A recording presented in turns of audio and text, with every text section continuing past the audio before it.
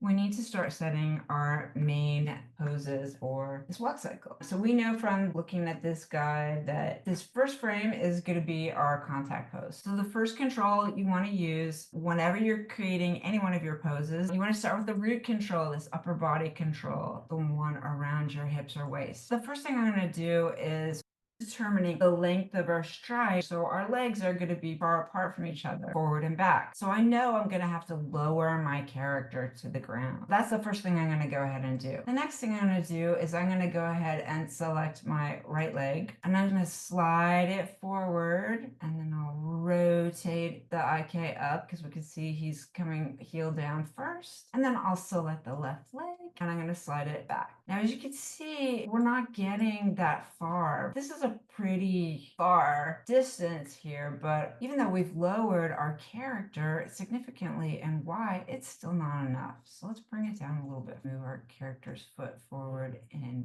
Z. So right before it gets hyperextended, we don't want to completely hyperextend this. Then I'm going to select the other control, the left leg, and bring the left leg back to the point where it starts to roll up. So once I'm here, I need to actually start engaging the foot roll. So it's not going to be a channel that you can access through a manipulator. It's going to be over here in the channel box. Click on the raise heel channel here to the left of the values, and then I'm going to put my cursor in the viewport, hold the middle mouse button down, I'm going to slide it back and forth, and that is what is engaging this control to roll the heel of my character. So I'm just rolling it enough so it's going to roll it to the point where it's not hyperextended. This is hyperextended. This is not. Let's look at our upper body control too, as far as the X translation. When we're walking, the leg that's forward, the opposite arm will be forward. We always have this kind of twist going on. So knowing that, we can start to add some twist into the hips in Y. So we want to favor the leg that's going forward, rotate the hips this way. And then we're going to counter rotate the chest the other way a little bit. Now that we've done that, it's added some bend to our legs, which means that we now have the opportunity to move them just a little bit further.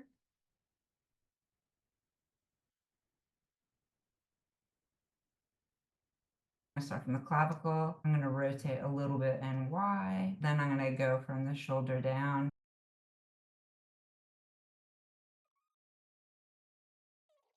Let's move the clavicle up a little bit and forward some, and then we'll start with the shoulder. I feel like I'm actually rotating our arm too much. Let's just go with that. We decide this is our contact pose. So I'm going to select all the controls, and I'm going to set a key on all the controls here.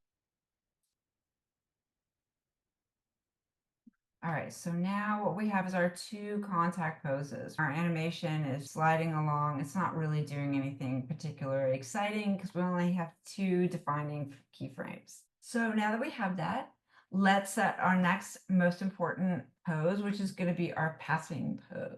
Passing pose for this guy is going to be frame 10. So the thing to remember about the passing pose is this is when the foot that's in the air is going to be pretty much parallel to the foot that's on the ground. But the weight is going to have shifted over the foot that is on the ground. So you're going to get the most X translation in your base control this way. So I'm just going to select everything here, and I'm going to hit S to save the key. As the computer is interpolating it, this does not look anything like the pose that we need to create for a passing pose. So the foot that has just come down is the right foot. I'm just going to start with the right foot. Select this key and make sure that the foot is completely on the ground. Let's get rid of these rotations in here. It's got this raise heel. So I'm going to zero that value out. So the heel's back on the ground. We've got some rotation up here and X. So let's get rid of that. So now the foot is completely on the ground. In terms of how far it's gone back in Z, let's make this linear. Now that we know where the right foot is, we know that this is going to be over that foot. We're going to push it over here, the upper body global control. His leg, I'm going to pretend like his heel is completely on the ground, but I do want this leg to be relatively straight-ish, not completely. I'm going to bring the character up in Y as well. Take any Y rotation that was on the hip away because now they're not rotated. Now let's take this left foot, which is the foot that lifted off in the air and is coming forward. Get rid of the values in the raise heel. Bring this up and rotate it in X.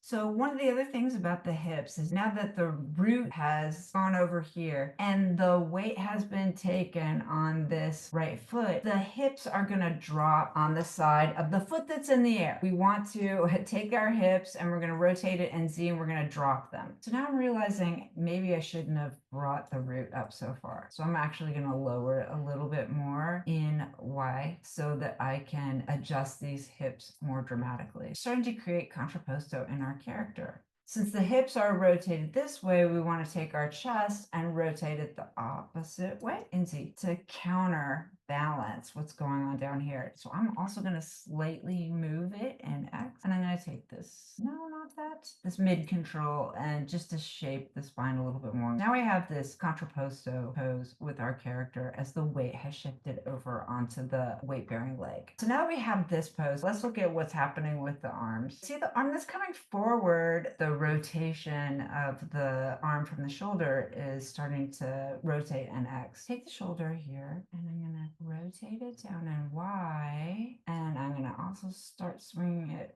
forward in X.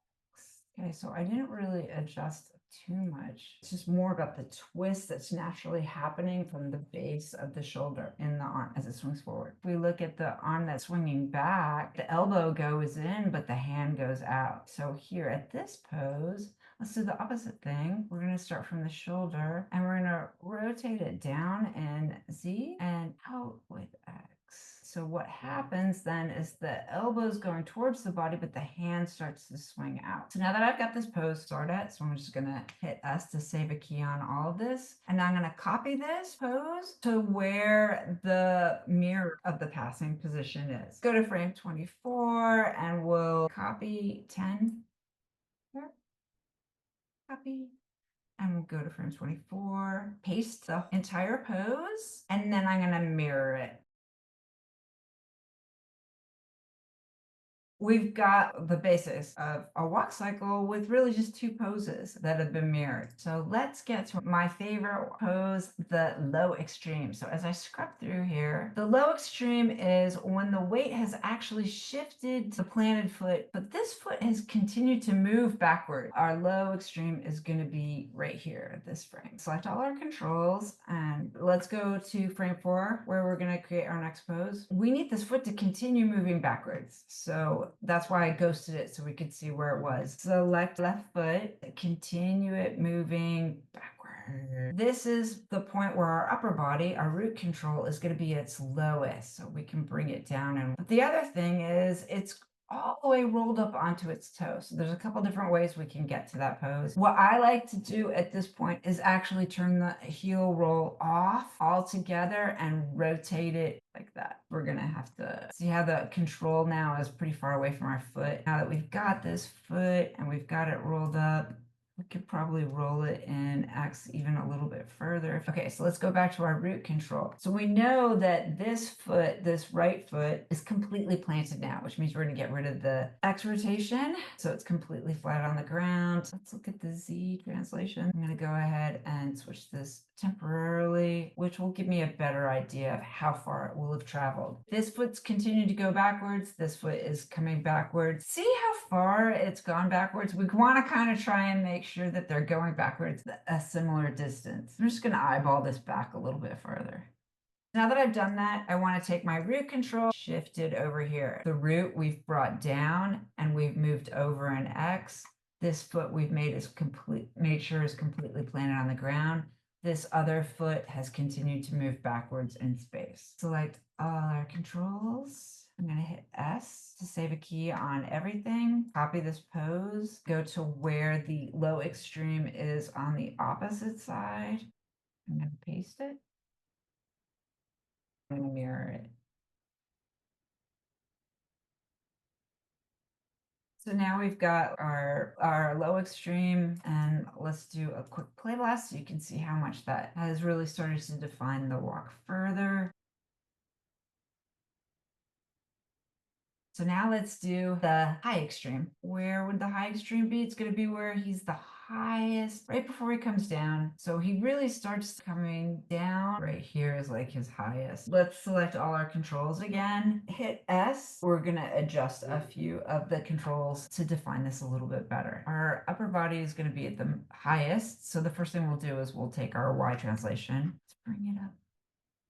This foot, which is about to come down just a little bit, and he's got his toes up. Rotate it from the front view in Z so that it's coming down on the outer edge. This foot, the one that's sliding backwards, remember it had been here. It's continuing to slide backwards, but we're starting to raise the heel a little bit. And you can see when we move the root control up that it already did start separating from it, but we need to actually add that value in. Okay, so now that we have this pose, I'm going to select all the controls, copy this, and I will paste it. And now I'm going to mirror it. See how the tangency got weird there? So I'm going to hit D. Let's see what we got with our walk cycle. And remember, this is just roughing it out.